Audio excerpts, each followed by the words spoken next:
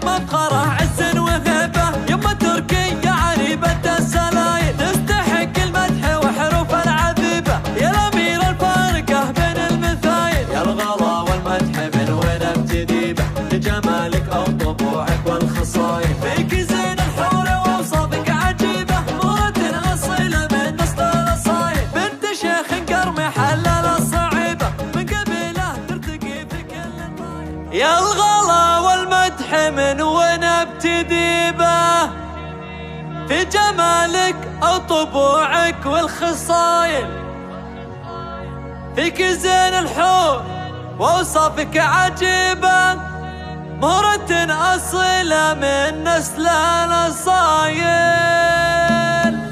والله انك مفخره عز وهبه، يما تركيا عريبه السلايل، تستحق المدح وحروف العذيبه، يا الاميره الفارقه بين المثايل، يا الغلا والمدح من وين ابتدي به، لجمالك او طبوعك والخصايل، فيك زين الحور واوصافك عجيبه، مرة اصيله من نسل الاصايل، بنت شيخ قرمي حلل الصعيبه، من قبيله ترتقي في كل طايل، فالكرم والجود مدتك رحيبه، ما تشابه مدتك الا المخايل، وابو تركي شيخ له قدر وهيبه، الكريم الشام شيال الثقايل، فكري بالضيفان ونشهد له بالطيبه، ما يقلد بالصحون الا الجزايل، فاتح بيته وجاره يعتني به، فحبيب الكل كسب الجمايل، وفي بناتهم ترى وصف عجيبه، نورها اللي زينها بقى المثايل، والحاله بريد وصف رهيب، والدلع من الجمال فهوايل، فيك زين الحور وصفك عجيبه، مرة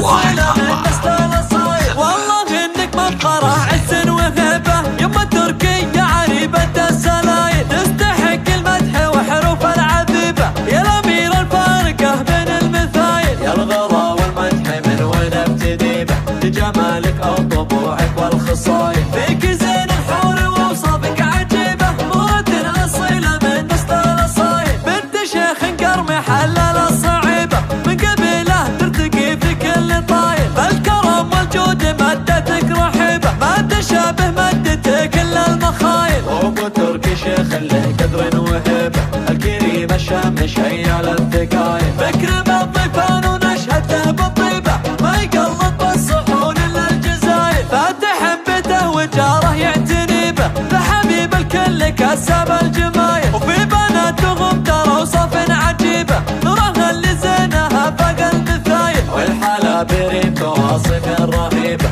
والدلع من الجمال